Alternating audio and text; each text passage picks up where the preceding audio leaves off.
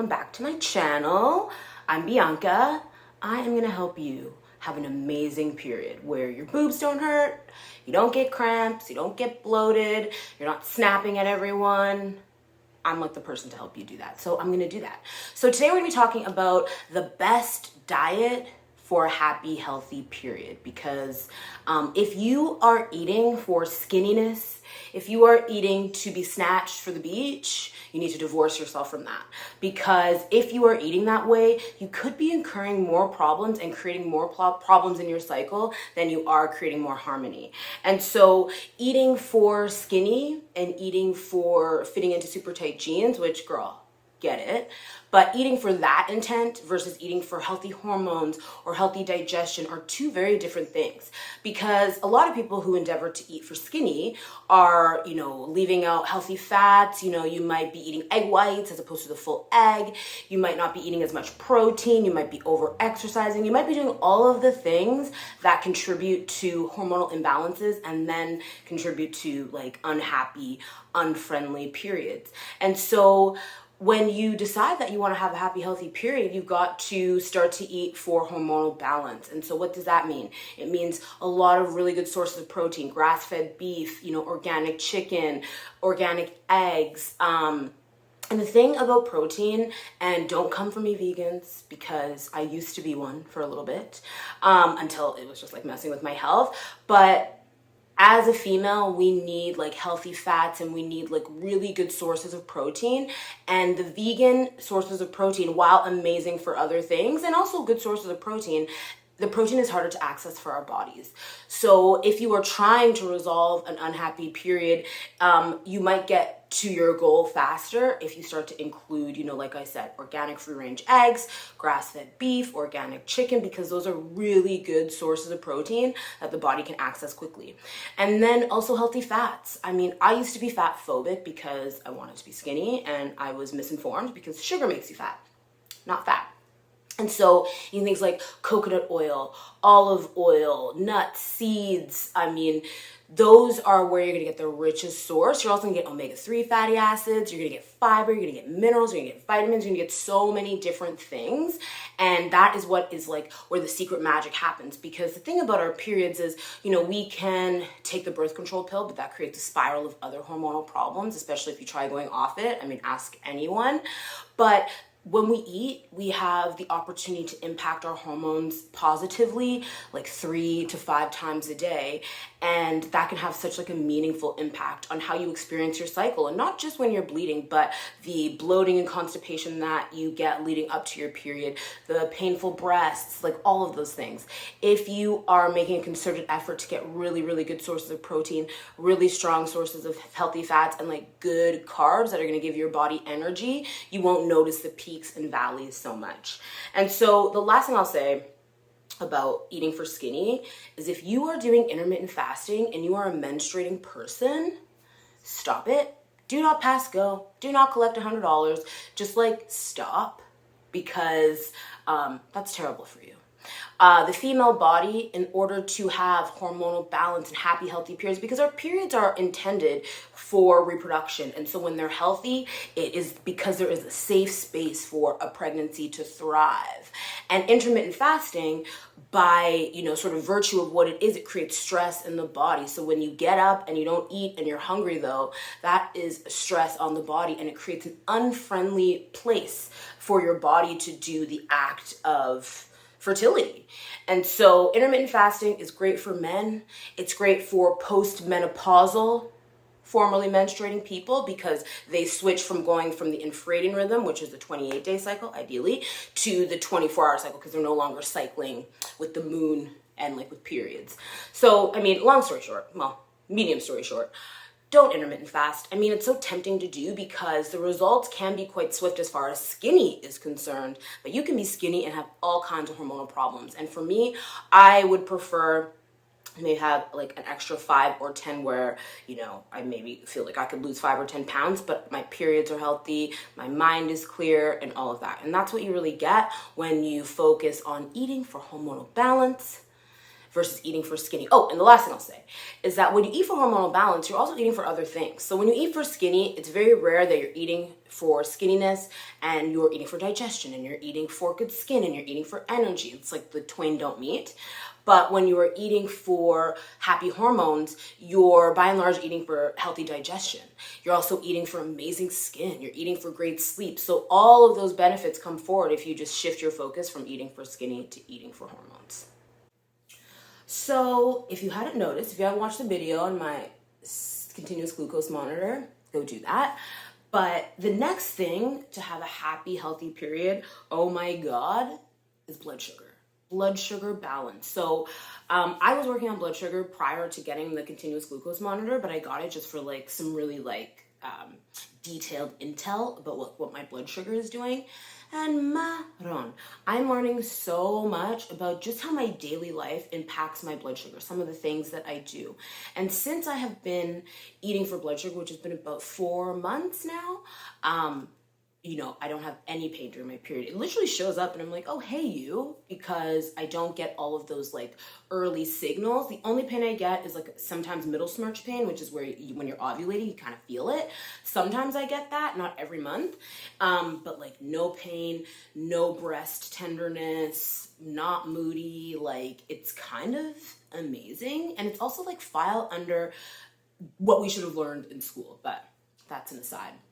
But for me, balancing blood sugar and eating for blood sugar balance doesn't supersede cycle syncing, but it comes first, because once you understand the mechanisms of eating for blood sugar, what your blood sugar is doing, how to create these like balanced meals that keep stable blood sugar and therefore a happy, fertility friendly body, then you link it up with cycle syncing, because you can be cycle syncing and eating all the right foods for all your phases, but you are doing it in a way that isn't in support of your blood sugar. So it's kind of like you're doing like 50%, you're like halfway there because you're like cycle syncing and you're syncing your diet to your cycle and you're getting those benefits, but you could be setting yourself back if you aren't eating those foods in a way that is blood sugar beneficial. So to that point, I'm doing the blood sugar balance cooking class. You'll find the link in the comments. And in that class, I'm going to teach you all my hacks for stabilizing blood sugar. So whether you like spike or whether you dip, I'm going to help you with that.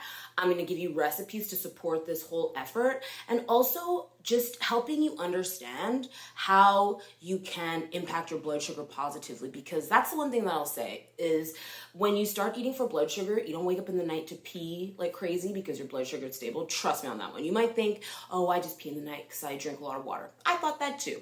Wasn't the case. And so when you eat for blood sugar balance, you sleep better because you're sleeping through the night. You're not getting these peaks and valleys. You get less sugar cravings. And so all of those things, again, go to further make you have a happy period, because if you're not eating excesses of sugar, if your blood sugar is staying within a really healthy range, it's not peaking, it's not valleying, then your period is going to be amazing, whether you're cycle syncing or not. And that's, I think, the important thing to remember. And so with blood sugar, if you don't eat enough, it dips.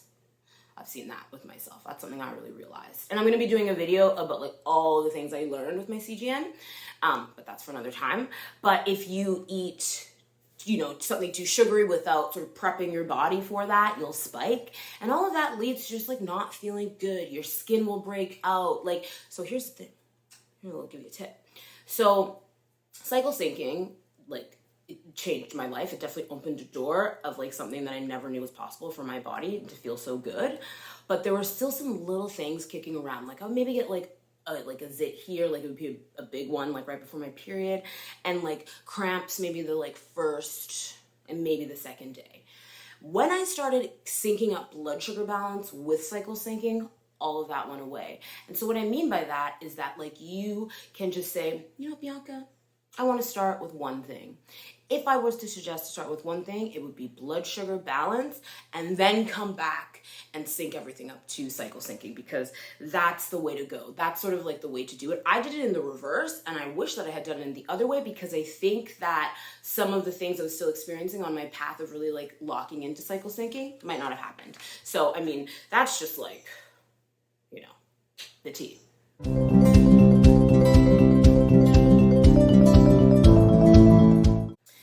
And lastly, as I just mentioned, cycle syncing. So, I mean, I believe cycle syncing is a lifestyle. It's not a diet. You know, I have my free cycle syncing diet guide, and I call it the cycle syncing diet just because it's like how we're eating. But quite frankly, it's a lifestyle. This is how I eat now. This is how I like set my kitchen up every month. Every week I know what I'm going to be eating based on where I am in my cycle. And I mean, I think it's really important that you know where you are in your cycle in order to be able to track it and sync it. But it's a lifestyle. I think that, like I said at the top, you have to divorce yourself from any kind of diet, any kind of thing that is like, I'm doing this for a set amount of time. Because that's really what diets are.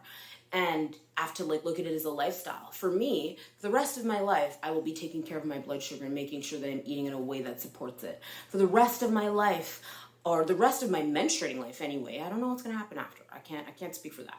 But for the rest of my menstruating life, I will be cycle syncing. I will be eating in a way that supports every phase of my cycle. I will be exercising in a way that supports every phase of my cycle. I'll be entertaining and socializing based on where I am in my cycle. But from a dietary perspective, I will always eat this way.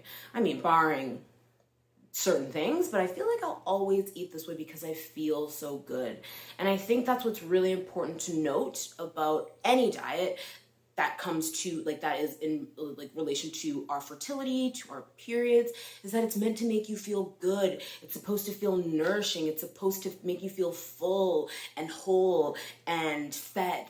Whereas a lot of diets can leave you feeling depleted, can leave you feeling hungry, and that's not it. The perfect diet for your period and to make your body period friendly or baby friendly if you're in that phase of your life is one that makes you feel good. It's one that makes you feel nourished and one that fills you up, not just with food, but with nutrients and vitamins and minerals and fiber and all of that good stuff. If you can put your mindset there, that it should make me feel good, you will stop doing all the things that make you feel bad. You'll stop doing juice cleanses because, come on, those are terrible. They feel terrible. You'll stop doing intermittent fasting because when you wake up and you want to eat, you should eat.